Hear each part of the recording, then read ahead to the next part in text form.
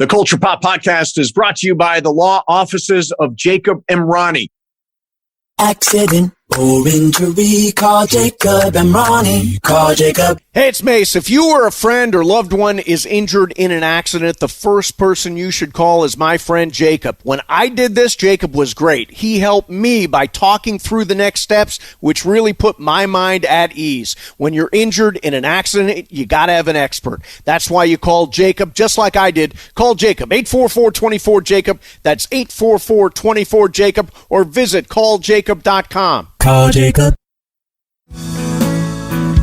Hey, everybody. Welcome to the Culture Pop Podcast. I'm Steve Mason along with Sue Kalinsky. Sue Ballou, what's up?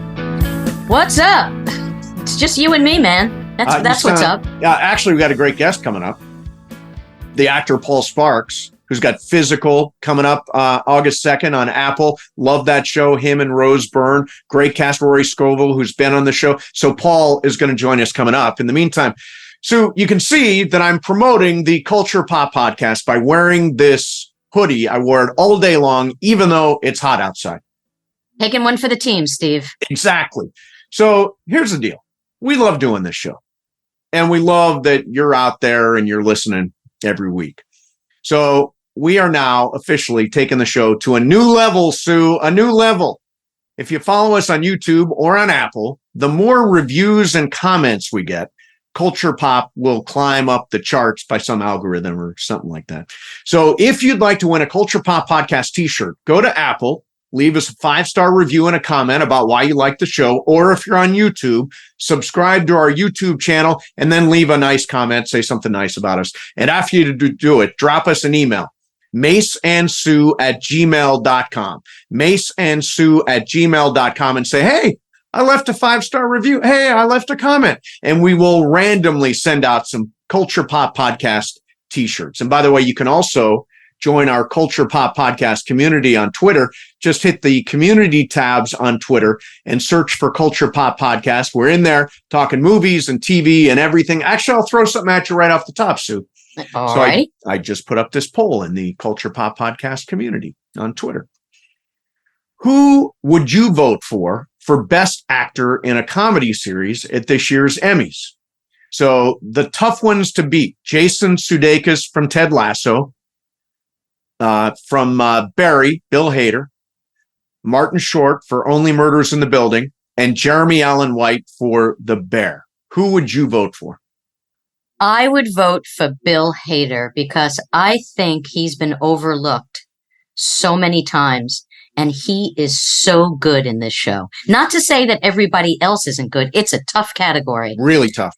But I think he deserves it. The show is over, and I think that he should be rewarded for his amazing work. So here's what I kind of think is going to happen. This has a way of sorting itself out. So Bill Hader directed every episode of Barry during its final season here. I have a feeling he's going to win Best Director Comedy. That will open the door for either Jeremy Allen White or Jason Sudeikis to win. And I would vote for Jeremy Allen White, who I think has a chance to be just a transcendent When I see him, I think young Pacino, I think young De Niro. He's like an old-time movie star just waiting to happen. And The Bear is such a great show.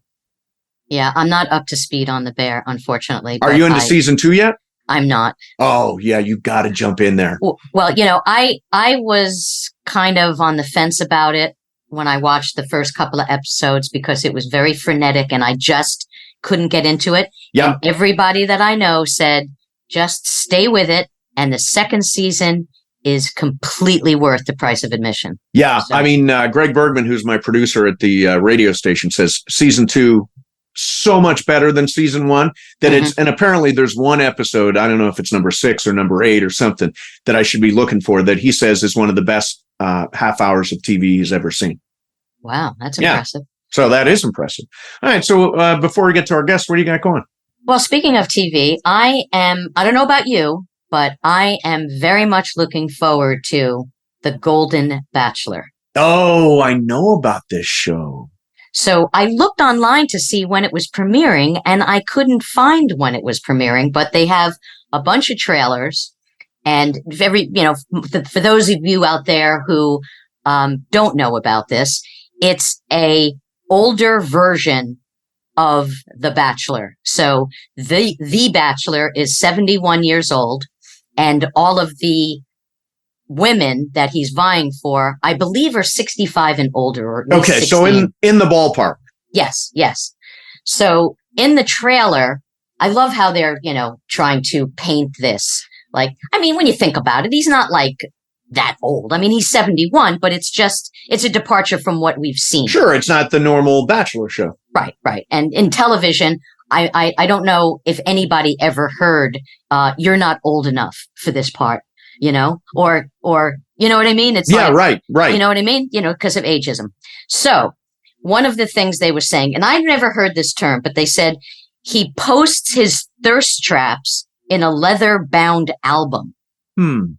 So in other words, his sexy pictures, yes, he puts in a leather, such as they are, puts them in a leather-bound album. So, because he doesn't really do a lot of the social media He doesn't stuff. do the internet. He can't digitally send.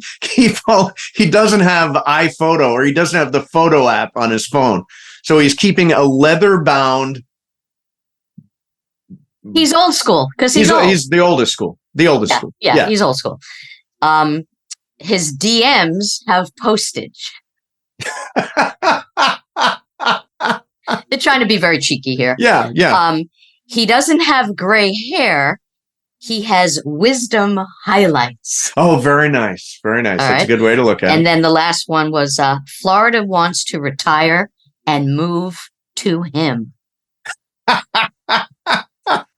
So I was thinking when it comes to the Golden Bachelorette, yes, it's going to be a completely different trailer. Okay, how's that? When making love, she'll scream like a virgin because her vag is very dry. This is the truth. That's not their actual slogan. Well, it's not, but that's what I would but it's write. very funny, yeah. But okay. She's subject to many mood swings because of menopause. Yeah, right. That's fair. Fair warning. Don't expect her to go on hikes because she hasn't found the right medication for osteoporosis.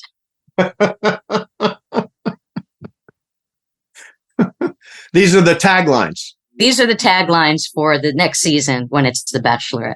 Nice. Very nice. Well, I would say the show would be more successful if it was called Grandpa Got Laid. Now that, I think, is a great title. Who doesn't tune in for Grandpa Gets Laid? And the other thing is ABC needs to clear time at 4:00 in the afternoon, because that's when the target audience will actually be awake. My parents, my mom and not stepdad Leo, go to dinner at 3. Then 4:00 will be a perfect time for them to watch Golden Bachelor. I love that they also say this will be his final rose. And I'm like, well, I think maybe it's going to be his final rose. It might be his final rose. It might be his final rose because his funeral will be very soon after this. Will you actually watch? I'm definitely going to watch. Yeah, I'm curious about it.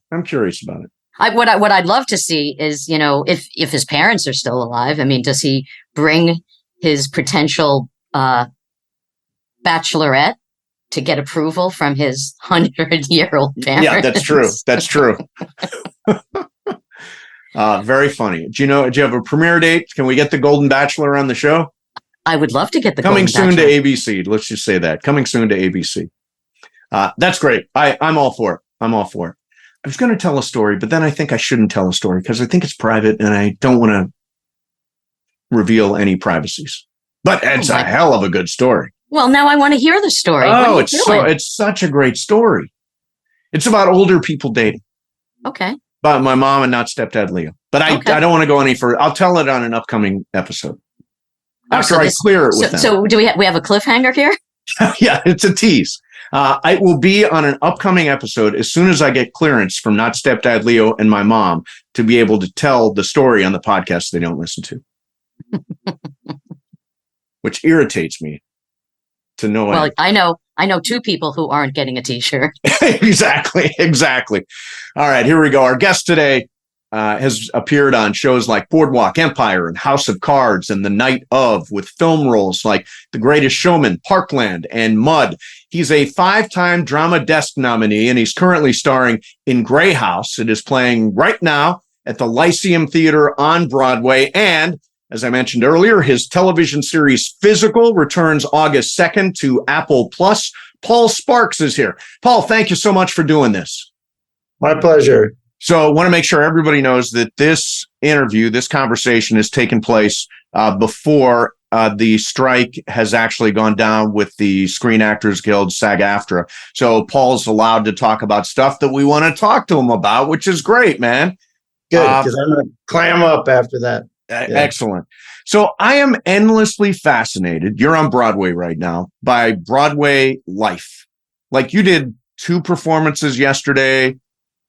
You got another one coming tonight. Before we talk about the show itself, describe your average day, especially like on a day like yesterday. Yeah. So, I get up early. I have children. So I get up early in the morning, get them off to camp, mill around a little bit. And then around noon, I head over to the theater. And then, I'm usually there an hour beforehand. Then we do the show. It lasts about 2 hours. Then I have a couple hours to kill, go back, just rinse and repeat. Yeah. I love it. I actually really enjoy 8 shows a week. I don't know what it is about it that I enjoy, because it doesn't feel like Sisyphean, it's not like, the same. It's always different. Being in the theater is such a unique experience every time you do it. And so I love it. But yeah, it is relentless for sure. When you say it's really different, is that the fact that it's live? So of course the reactions are going to be different, maybe, show to show. But as far as what you're doing on stage, do you get the opportunity to do different things? Can you throw in surprises? I mean, can you do that? I mean, yes and no. Certainly there is a structure there. The show has been, we have they want it to go the same amount of time. There are certain aspects of it, that they don't really want to change, but it's impossible, for me at least, to not continue to search and sort of, try and deepen what it is that we're doing. I mean, I have realizations all the time. It comes in waves. And so I would reckon that things are quite a bit different now than when we first started. That said, I mean, maybe it seems big to me, the changes, but it may on the spectrum, it may not be that huge a difference, but it feels different. Yeah. So what an amazing cast. 2-time Tony winner Laurie Metcalf, who I love and everything, and Tatiana Maslany, who I got to see her do Network on Broadway. And the word that comes up in reviews, because I've read, and by the way, I'm going to be in August and get to see the show, so I'm excited about that. Good. The word in the reviews that popped up several times was terrifying. Now, I know you don't want to give away too much of the show, but what can you say?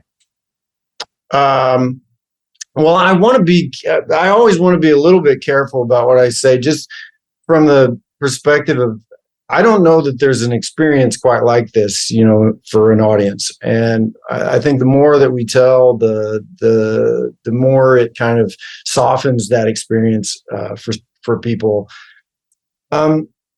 Terrifying.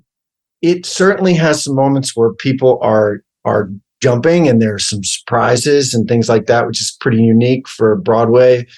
But it's actually really funny. It's like a really funny play. There's a lot of humor. I sort of equate those two things go together. They're both kind of cathartic. The experience of laughing, the experience of sort of screaming and yelling. I mean, all that stuff is happening. And I'm not going to tell you anything about what happens. but I will say, by the way, as do happen. selfishly, don't spoil it for me. Yeah, they do happen though. Things happen. I love scary stuff. I mean, Yeah. I grew up probably. I think the first movie I actually saw that scared the shit out of me was House on Haunted Hill with Vincent Price. Oh wow. Yeah. It was frightening. So, Yeah. are you like a scary kind of fan? I mean, like growing up, did you watch scary movies? I mean, I wouldn't say that I'm an aficionado. But I do like them. I mean, I'm just like everybody else. I, I want to be affected. Like when I go, and I love it that things can be so scary that they make you question, like, why am I doing this to myself?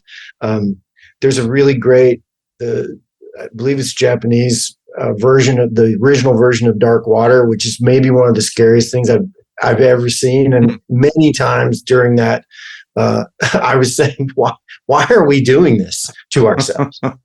This is not fun, but it is fun. Yeah. Well, it's so funny that you say that because a lot of times when I've watched something scary, I actually cover most of my face because I'm just too scared to see it.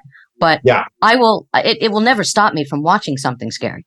Yeah, we're drawn to it. Yeah, I think it's good. Yeah. So we are both big fans of Physical with you and Rose Byrne and Rory Scovel. Such a great show. And a lot of times, like I'll watch a show and I'll say, oh, that reminds me of, or I'll say, that's like a cross between and name two show. There's I can't think of a comp. I can't think of a show that's like Physical. Do you know what I mean? I do. Annie Weisman is such a smart writer, and she writes a lot from her own experience, which I think really is obvious to those of us that know her, but it's also obvious just in the fact that there's such truthfulness in the script. It's very odd. I think Rose Byrne walks maybe one of the hardest lines I've ever seen. I think it is a crime that she has not won all the awards that one can win for what she's doing. I think it's so unique and special. Rose is she's so unique in her ability to be kind of wacky and down to earth and so beautiful and so mean, and she just kind of is all over the place. It's been such a privilege to work on that show with her, and they're such a special group of people, and it's coming to an end, and that's too bad. But it's been good. And when you think about the subject matter of anorexia, to make something like that funny, obviously it's coming from a writer who's had experience with it, so it's very personal, and it's kind of like it's like a comedian making fun of something about themselves, and it's okay because they actually have lived it, so it's kind of okay. But the thing about Rose Byrne that is just amazing to me is that it is such a demanding role. Yeah. You think of all the physical that she had to do on top of all of the emotional. But the show, when I think of Physical, to me it was mentally torturous. Yeah. Well, I think that for a lot of the shows that I've really loved being a part of, one of the things that directors and the people who've had to edit it and the writers have had to deal with is the tone, because they walk this really dangerous line of you have to be careful, when you're dealing with an issue that's as sensitive as an eating disorder. You have to be careful with that, because you need to be careful with people. At the same time, you're trying to turn it upside down and look around at it. And I feel like they really managed to do that. with this subject matter. And the fact that it's a comedy is sort of outrageous. But it is so funny. And, you know, Rory and Deirdre, they're so fun. They're all so funny. It's a really fascinating show. I'm really proud to have been a part of it. Yeah. You know, it makes me think of, this is weird. It makes me think of my mom, because my mom back in the day she started wearing leg warmers, and she started going to aerobics and to jazzercise. And now I think she's doing Roomba and water aerobics, but it makes me think of my mom and that particular era. And I think it does a great job of capturing that era, and this idea that there were people competing to be the one who taught aerobic, like that sort of king of the hill sort of thing. And that drive it requires is one of the things I love. Yeah, well, it was sort of like back during a time when celebrity was still pretty selective. You know, now you throw a rock and everybody's got their own television show or their own streaming service or whatever. But back then you really could be sort of at the top. And the 80s is such a interesting time, the sort of Reaganomics of it all, and that Morning in America kind of thing. Yeah, kind of like coming of age, and you know it's such a fascinating and rich period of our history. It's true. I mean, I remember that's when I was a kid. You know, I remember all that stuff. I remember all of it. I remember watching it on TV. People on the beach, like doing, you know, because there were no channels, and that's what you watched on the weekends. Yeah, it was working out. I love all the 80s stuff that was brought back. The waterbed. Waterbed. I want to ask you, have you ever slept in a waterbed? You know, I have slept on a waterbed because I had a friend who had a waterbed when I was growing up, but it is not a good night's sleep. It's horrible. Yeah, I had one too. And by the way, it was a dream for me was to get a waterbed at one point, and then it turned out to be the worst thing. It's awful. And when they brought that thing in for us to get on, I was reminded of just how terrible it actually is. What a terrible idea. Yeah, bad idea. So I want to switch over to House of Cards, because I've seen this is actually sad. I've seen interviews with people in politics where they say, yeah, House of Cards is exactly how it is in Washington. Like and I find that discouraging. How about you? Yeah, I mean, I agree. I totally agree. I haven't rubbed elbows with that many politicians, but it seems to be a nest of a particular kind of spicery over there in Washington, D.C. It is particular, and I've been in some pretty unsavory rooms, and I think that goes on. So your demise, your character's demise was pretty ugly and disturbing. I wanted to know, as an actor, how far in advance did you know what was going to be the end result of your character? Well, I feel like I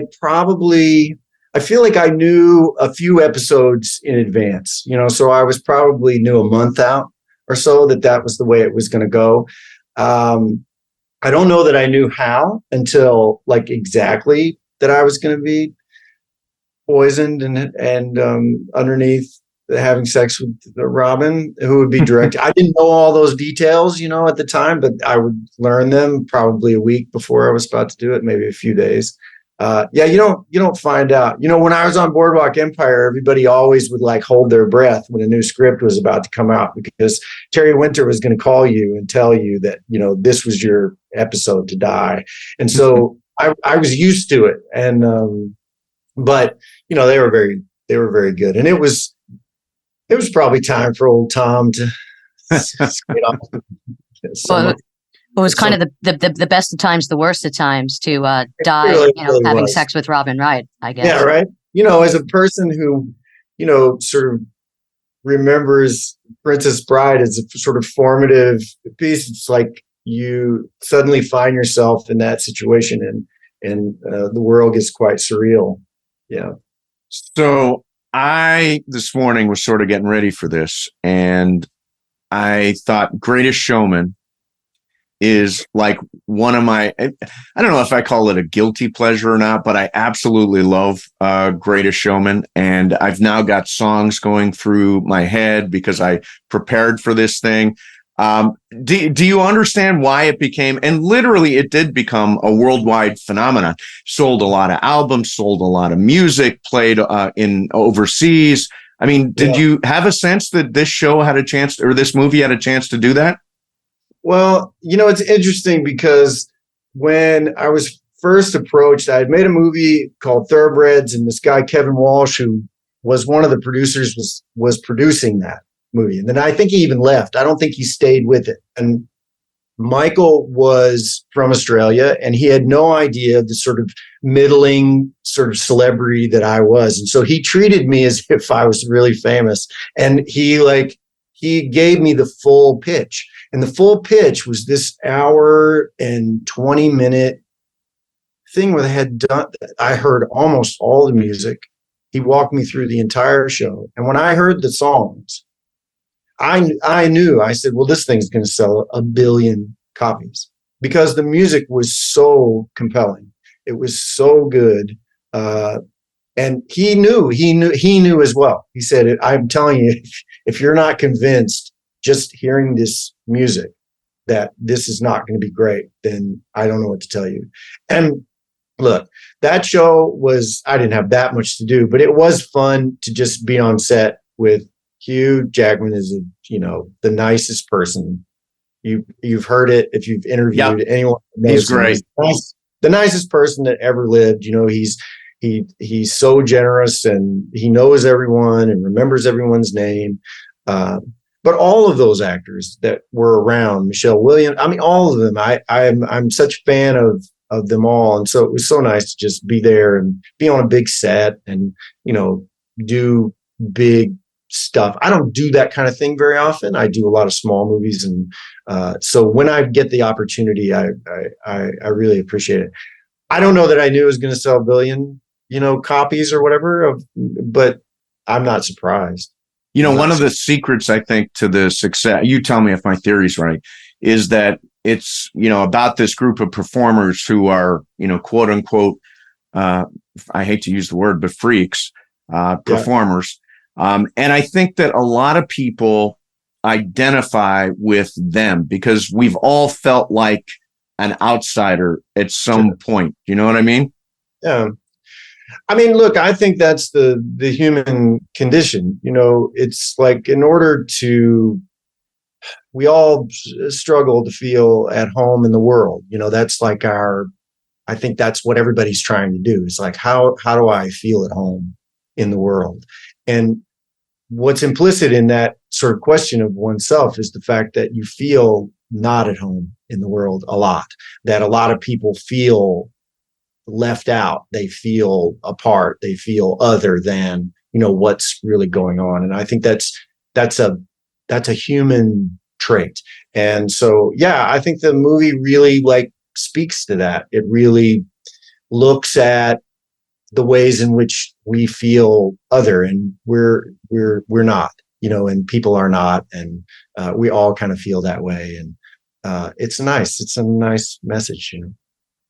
One of my favorite characters that you played was Mickey Doyle in Boardwalk Empire. Oh man, I mean, just this lecherous, rat. I want to know, and the laugh, the creepy laugh. But I want to know how that came about, and if you went through a bunch of laughs to get to that laugh. But what was the character description of this character before you put your ingredients in?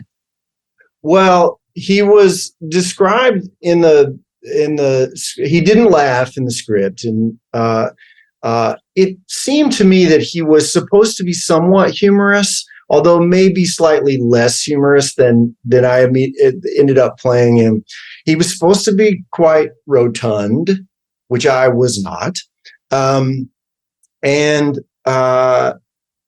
when I auditioned, I can remember, I sort of that was just when I read it, that's how I felt. This sort of cross, sort of Bugs Bunny-esque, kind of thing was what I decided I was going to do. And what was interesting about it was that I auditioned with that, persona and the laugh and all those things. And I did it 2 or 3 times. And then I left. And as I was walking out, Ellen came out and she said, "Hey, listen, can you come back and do it again?" And I said, "Sure." And she said, "And this time, just be yourself. Do it as Paul Sparks. They want to see just you." And of course, I did it as me. And I'm like a small town kid from Oklahoma. I mean, this is awful. It was just terrible. The scene was awful. And I called my partner Annie, and I said, "Oh, well, I didn't get that after I left, but then I did get it. But I didn't know who got it. Did the weird laughy guy get it, or did the me get it who auditioned last? Like, I didn't know which person got the part, and no one said anything. And so when I was shooting with Mr. Scorsese on the first day, I just decided I was going to do the one I wanted to do, which was the more fun one. And I actually think there's a little bit of him in Mickey Doyle as well, because he came up to me and he was kind of like, "Oh, okay, I see what you're doing. I see it. He goes, it's good." He's like, he's nervous. He's nervous, but he's a little crazy. And there was some sort of melding, because that guy was also supposed to be from Philadelphia, and I don't know if you know Philadelphia's accent, but that is a particular kind of accent. Oh yeah. Sort of like, "Oh no, we're not doing the coconut," and we're not doing that.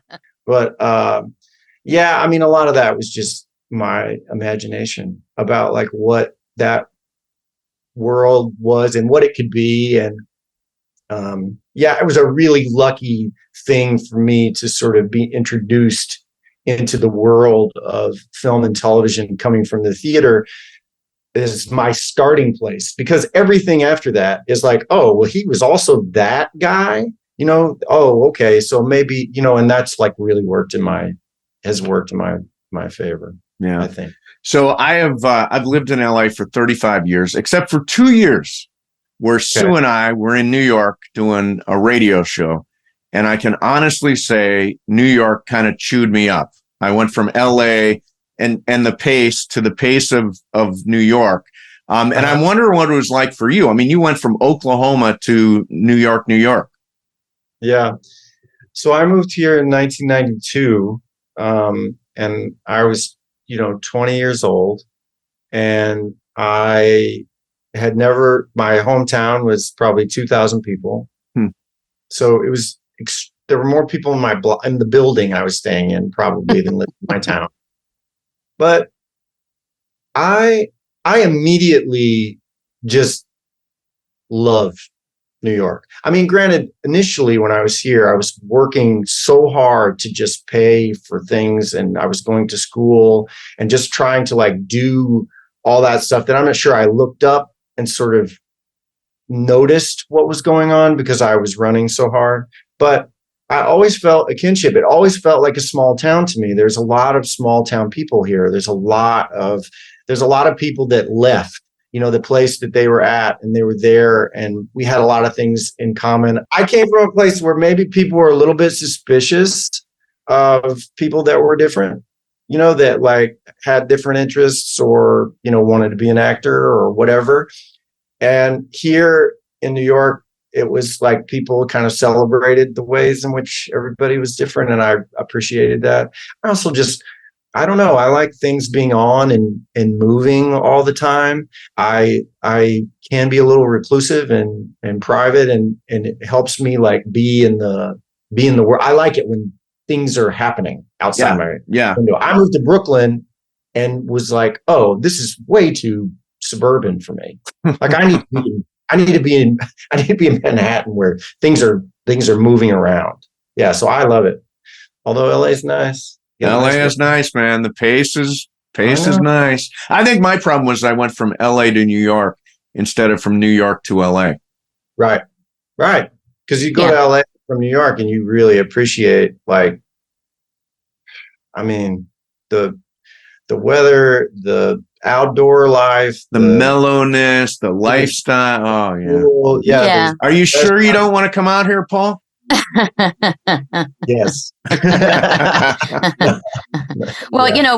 we also, we're doing morning radio. We were up at 3:30 in the morning. It was such an isolated lifestyle too. You didn't really go out at night because you had to get up so early.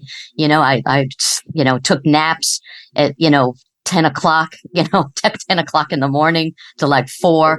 I mean, it really was kind of a crazy life. But when you came to New York, you came here to go to school, right? So you kind of had your community, right? Your acting. Yeah, I was in I was in the dormitory. So I had a little bit of a community that just was built in. Initially I said, I'm quitting school and I'm moving to New York. And my dad, he sort of was the one that said, you should try and maybe do it through school. So, my dad sort of steered me in the right direction. He was totally right. That was the way to go. Yeah. Last thing for you, I'm guessing you probably did plays in high school. Yeah. What was your tour de force role as a high school actor? Oh my gosh.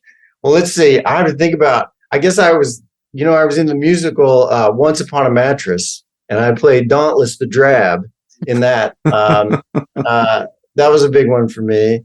I played, what did I do? I played, I was in the Pajama Game. We did a lot of musicals. I was in the Pajama Game and played Heinzie. I think probably Dauntless was that's when people woke up and they were like, oh, that guy's good. Maybe he'll do community theater here in town someday. Well, you've advanced way past community theater, obviously, on Broadway. We appreciate you doing this. On Broadway, the show's called Gray House at the Lyceum Theater. And Physical returns to Apple Plus on August the 2nd. Can't wait to see the show in August, Paul. See Gray House in August. Appreciate you doing this, and thank you very much. Of course. Thanks for having me. So on. Thanks, Paul. And there you have it. There's Paul Sparks. The show Physical is and we've gotten to see, you watched season 2, right, Sue? I watched season 3 too. Season 3. Yeah. We were privy to that. I'm only like 4 or 5 episodes into season 3. It's fantastic. It's the weirdest show I can think of. Like, it's not like anything I've ever seen. There is an episode and all the episodes are great and the writing is great, but one in particular in the 3rd season. And we'll talk about it when the show comes out. Okay. But the writing is, you talked about an episode in The Bear that's supposed to be the greatest half hour of TV. This is up there. It is. It is really up there. Wow. Okay. So I'm all over I'll it. say no more. Okay. It was really, really great. Again, there's another tease, multiple teases in this Culture Pop podcast. I'm such a tease. You are. You are too. Yeah, I am too. All right. So listen, subscribe to our YouTube channel. Go to YouTube, search Culture Pop Podcast, and there we are. You can see the pictures that go with the sound. You can also subscribe to the podcast on Apple and Spotify. And if you need help, go to stevemason.com. And again, comments, reviews, 5 stars, all that kind of stuff. We love you. We'll send you a t-shirt. Sue, it is great seeing you. And we will see everybody next time on the Culture Pop Podcast.